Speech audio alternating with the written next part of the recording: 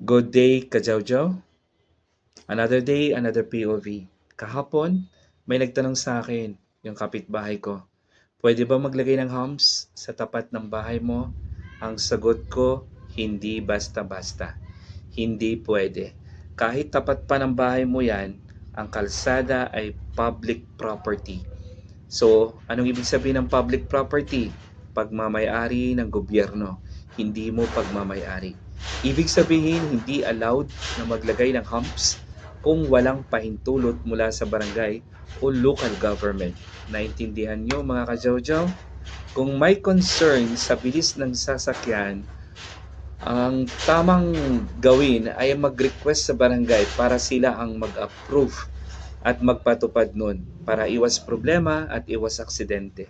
Tandaan, ang daan sa tamang proseso para maiwasan ang problema at iwas aksidente, yun po, magpaalam po. Maraming salamat po.